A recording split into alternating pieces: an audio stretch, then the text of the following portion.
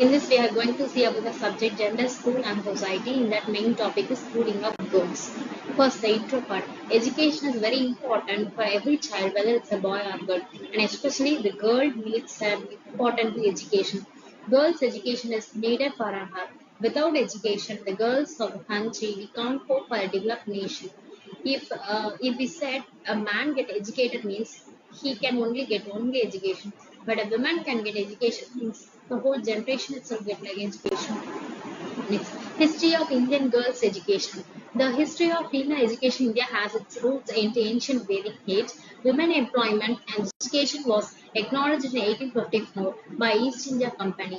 In 1878, University of Calcutta became one of the first universities to admit female graduates to its degree programs. And next, importance of girls' education. Thus, educate future generation. By sending a girl to a school, she is far more likely to ensure that her children also receive an education. Next, decrease infant mortality, and next, decrease population explosion, decrease child marriage.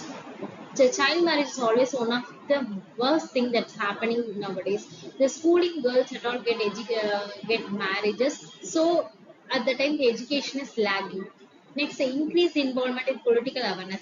Educate women are most likely to participate in political discussion, meetings, and decision making, which in turn promotes a more representative and effective government.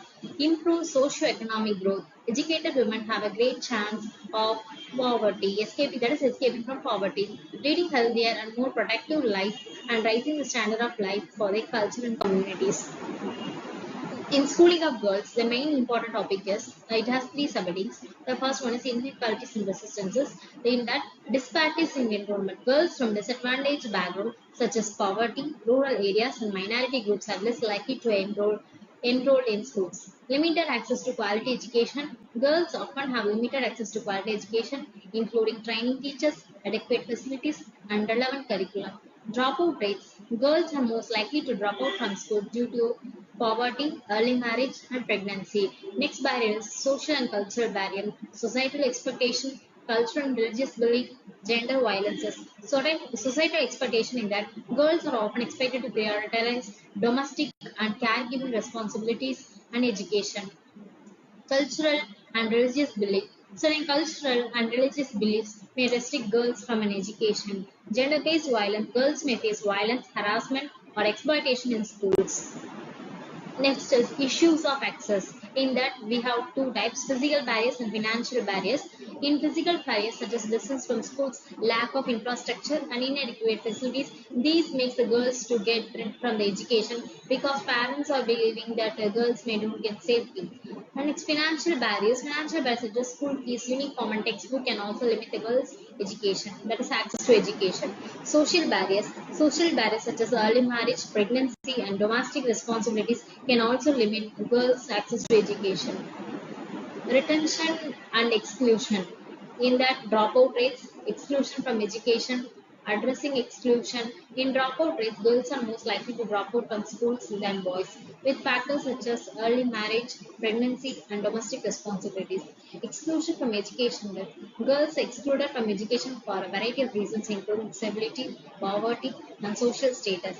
Addressing exclusion.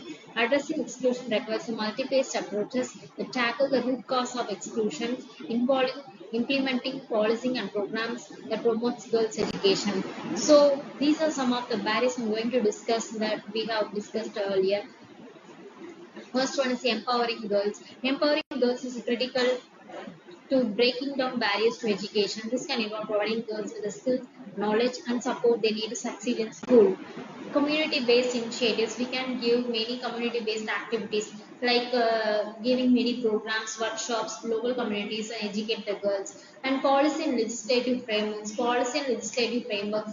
We also play a critical role in breaking down the barriers to education. These frameworks can involve implementing policies and laws that promote girls' education. So, conclusion: schooling of girls is a fundamental right that is essential for promoting a gender equality, reducing poverty, and improving health outcomes. Despite significant progress in recent decades, girls continue to face numerous barriers to education. By empowering girls, promoting community based initiatives, and implementing policies and legislative frameworks, we can break down the barriers to educate and propagate girls' education and empowerment. Thank you.